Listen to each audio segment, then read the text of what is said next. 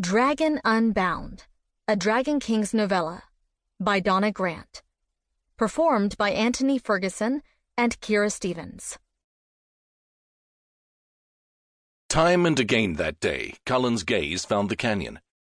It didn't matter if he was flying on patrol or sitting atop the mountain. His thoughts remained on Tamlin and what she had told him.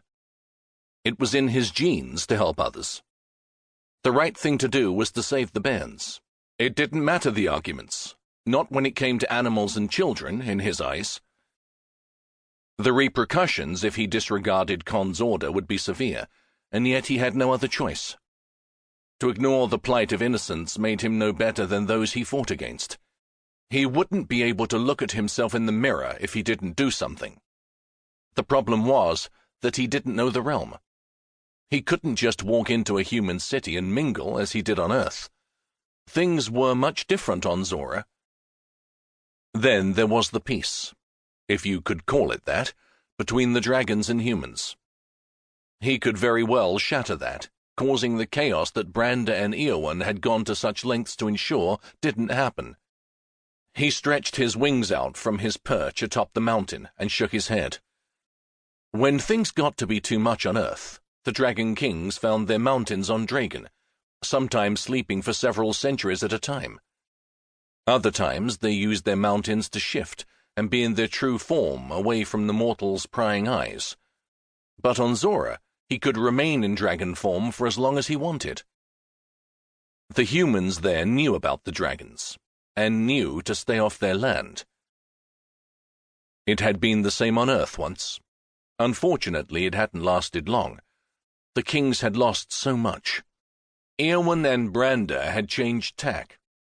It wasn't that they weren't making mistakes. They were making new ones, but that's how it went. Cullen didn't fault them for taking the actions they had, but he knew in his gut that continuing to let humans with magic suffer would come back to haunt them all. A speck in the distance drew Cullen's attention. He zeroed in on it and soon realized it was two dragons. It wasn't much longer before he saw Vaughn's teal scales and Eowyn's peach scales and gold wings. Cullen remained and waited for the couple to reach him. Eowyn was the first to land. The daughter of the King of Dragon Kings and a royal light fae, she had distinctive scales that set her apart from the others, just as her brother did. She nodded to Cullen as she shifted into human form. Vaughn took his human shape as he landed beside his mate. They joined hands immediately. Vaughn's blue eyes swung to him. Cullen shifted and eyed his visitors. "What brings you two here?" "I want to hear your story again," Eowyn said. She had Rhee's silver eyes and Khan's blonde waves, a direct contrast to her twins' dark coloring. Cullen hadn't spent much time with either of them, but he had come to realize that Branda was the quick-tempered one, while Eowyn considered her options. Cullen didn't expect a different outcome after Khan and Branda's visit earlier, but he detailed his encounter with Tamlin for Vaughn's mate. When he finished, Eowyn's face was lined with concern. "I think we should do something," Cullen finished. Eowyn said nothing as she walked a few steps away and put her back to them. She wrapped her arms around herself as the wind whipped her long blue skirts against her legs. Her long blonde locks danced in the breeze, but she didn't seem to notice. Cullen slid his gaze to Vaughn. "What is she doing?" "Thinking," he replied. Cullen didn't believe there was much of a chance for Eowyn to agree with him.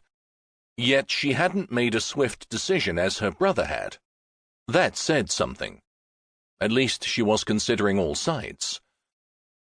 Vaughn looked over his shoulder to the green canyon, but he said nothing. Cullen wanted to ask what his friend was thinking. In the end, he decided to wait until Eowyn had a chance to speak her mind. Though Branda had decided instantly, Cullen wasn't fooled by his cavalier attitude. Everyone was disturbed by the fact that children were being harmed. To keep listening to this audiobook, I've left you a link in the description so you can do it. at no cost thanks to Audible's 30-day free trial.